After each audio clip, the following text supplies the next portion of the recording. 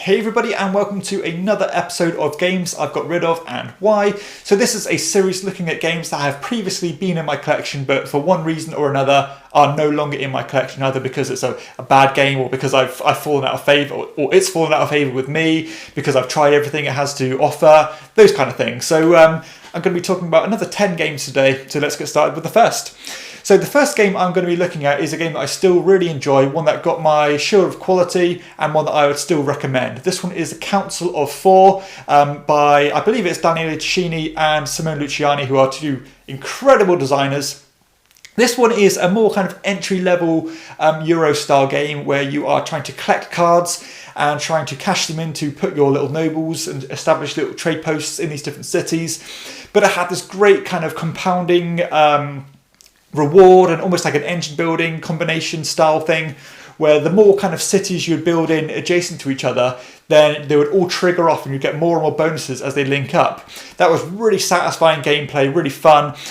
You could do this kind of interesting player interaction where you would tinker with these different councils by moving these miniatures, and then that would change what cards you needed to build in those cities in the first place. Had a lot of things I like about this game. The reason why this is no longer in my collection is simply because I played this game a lot and I tried everything I had to try in it. You know, I tried every single strategy you could do, different approaches, and there was nothing else for me to try. So it was very much one of those, I've exhausted every option and no fault with the game. I played it a lot, it stood up well, and I'll still play this now. But for me, I no longer have that hook to play it anymore. I'm no longer intrigued and interested by it. But I can still completely stand back and say this is a really fantastic entry-level game that I would recommend to people wanting to dip their toe into the Euro genre. So, really great game, still holds my shield of quality, but I've just done everything it has to offer. Next up, I'm going to be talking about Court of the Dead Mourner's Call. So this one is something that I don't normally go for. This is kind of a miniatures game where you have this big map, you're trying to control these areas. The reason I backed this on Kickstarter in the first place was because I like the IP. You know, Court of the Dead is a really cool comic series where it has this kind of political intrigue in the underworld. I like that. Looks great, has great table presence. And I was kind of looking for something in the vein of, like an Eric Lang style game for my gaming group if we wanted it. Has some really novel concepts, such as, if too many people went to the same area, you'd almost trigger this mechanism where you'd have to roll dice, and if you rolled it over a certain number or under a certain number, then you'd have to remove yourself from that. So it had this real kind of weird balance to it, and some really neat mechanisms where you'd have to contribute things as a group, and if you didn't, you'd suffer a group burden. All sounded really good on paper, but I think in execution, the game just fell flat for me. For these it was a drafting game as well on top of that, so you had to draft cards and do things. And I always found that the drafting didn't have any tension in it. It was like whatever you picked was fine. Same with the different areas you can go into, everything was just fine. You would never have that tension and that incentive to go to a certain region and have a real struggle over it. You think, if someone's controlling that one, I'll just go somewhere else. That's equally as good. So for me, for that reason, it didn't really, it didn't satisfy me whatsoever. And I know I wasn't the only person who thought this. Both people I played this with thought the same thing. It just didn't have what I wanted. It didn't have the hook. It didn't have any meat on the bones, really. Shame, because it looks good. Like I said, I like the IP. But for me, if you want a game like this, check out Eric Lang games. They're not my complete cup of tea now, I can completely appreciate how well Eric Lang does this style of game, and Court of the Dead isn't in that quality, and for that reason it didn't stay in my collection. And next up, I have Crown of Emara. Now, this is a game that was so close to being a great game for me. This is a really innovative idea where you have two rondelles. One rondelle being where you're collecting your resources, one being where you're cashing in your resources to get victory points in different ways. But on top of that, you'd have this interesting programming mechanism where you'd have a hand of cards, which would give you bonuses. And you'd allocate them to these different spots, which would move you a certain number of spots on each on the rondelle. So one would move you 3 spots, one would move you 2 spots, and you would choose which rondelle that related to. Love that idea, and I'd love to see that used again in another game. This was, as I said, it was so close to being a great game for me. And I was just disappointed that it didn't have that next level or an extra 20 or 30% of juice or meatiness. It was I think a slightly Gateway Plus level game. Again, a bit like Council of Four on the lighter end of the Euro scale. But like I said, it was such a shame that I just didn't have an extra mechanism, just an extra layer in this game, which would have kept it in my collection, because I was fascinated by it. I enjoyed my plays of it, but I think before you know it, you've done everything it has to offer. And it would have been nice to have a bit more variability and just an extra level to it, which, again, I can still sit back and say this game was really solid. It's another good one that I'd recommend to people wanting to get into the Euro genre. Next up, I have Crypt.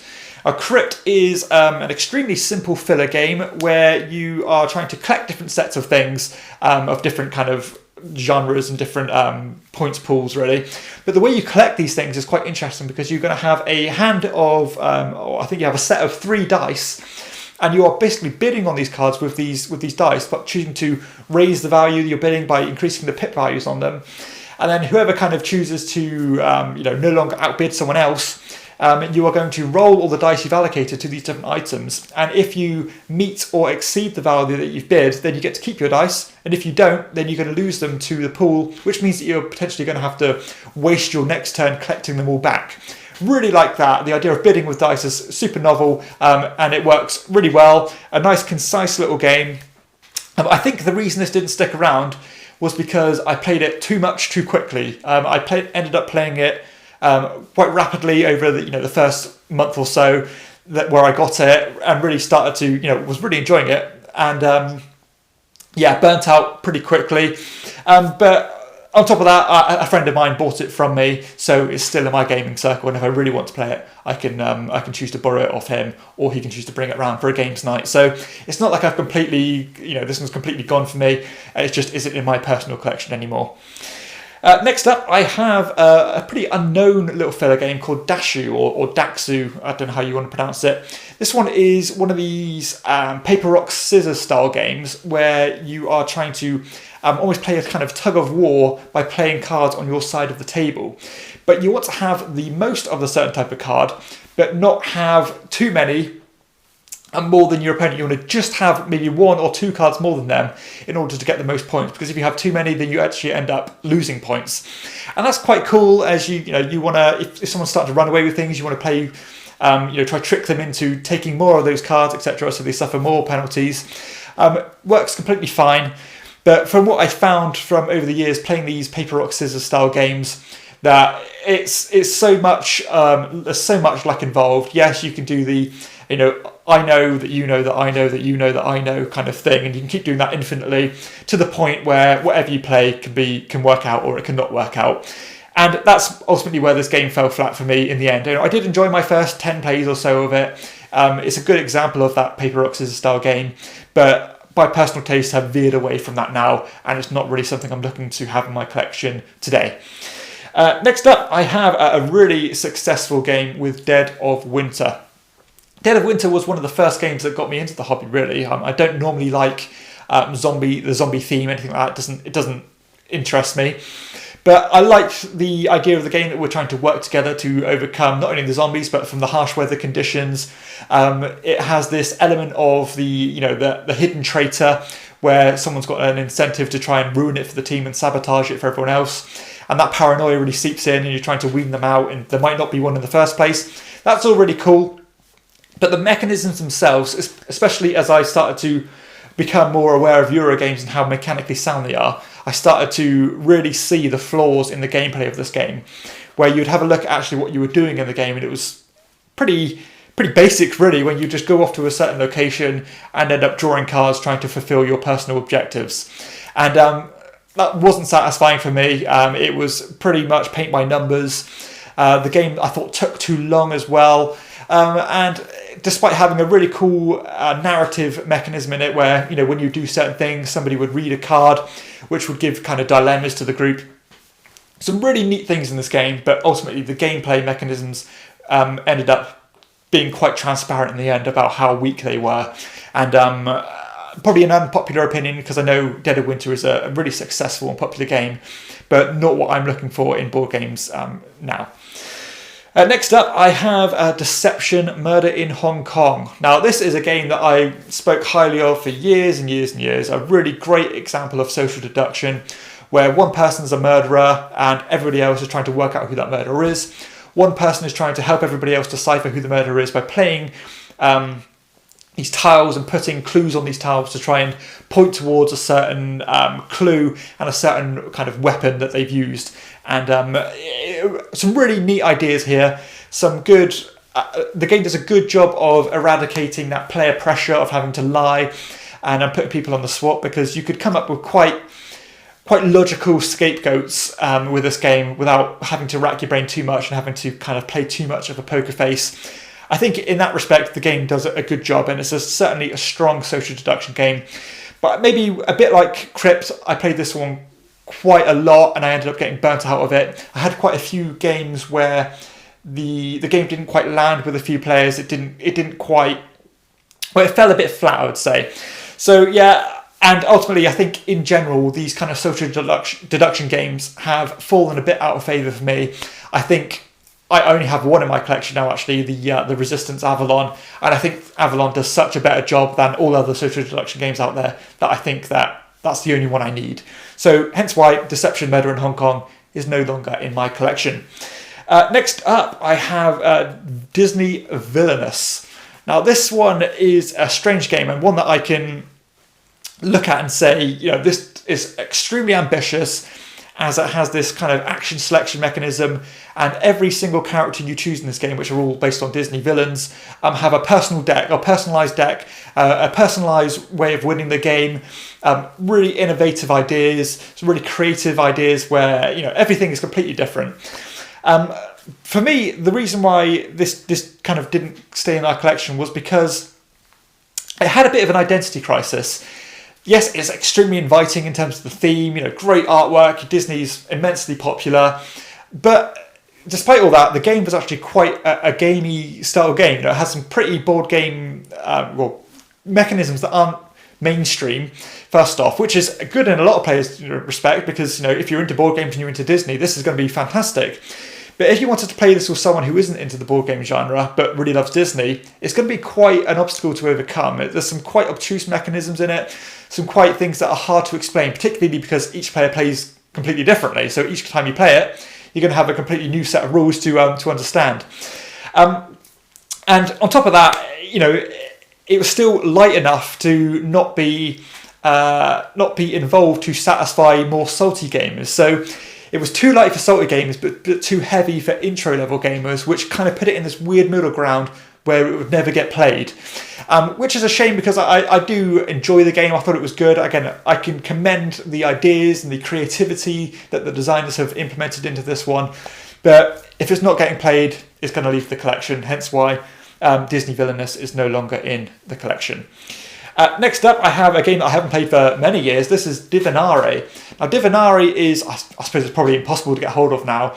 It's a deduction game where you have a hand of cards and you're drafting cards and playing them in front of you and passing them on to the next person.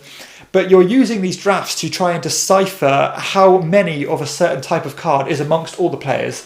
And then you're bidding by placing these chips or your token on a certain number of each pool of those cards. Kind of hard to explain, a bit out there, but the deduction is quite vague. But it was quick enough to be enjoyable. When it did pay off, it paid off well. But ultimately, there was a bit of a lot of grey area here, and it wasn't as deterministic as a lot of deduction games. I think with deduction games, you like to have perfect information. You like to be sure of what you're deducing. Whereas this one, it was pretty much go with your gut feeling and get a basic idea of what you think it's going to be. A lot of fun. It had a great production. It looked fantastic. Amazing artwork. But I don't think the gameplay was quite strong enough to hold up to deduction games, particularly now when there are so many fantastic deduction games. But innovative idea, and I liked the creativity of it. And finally, the game I'm going to be talking about this episode is Egizia Shifting Sands. Now, this game is designed by Achitoka, who are kind of a group of Italian designers who I absolutely adore. Almost every game they put out, I love. This one was a re-implementation of a game of its namesake called Egizia, which was very much out of print by the time Egizia Shifting Sands came out.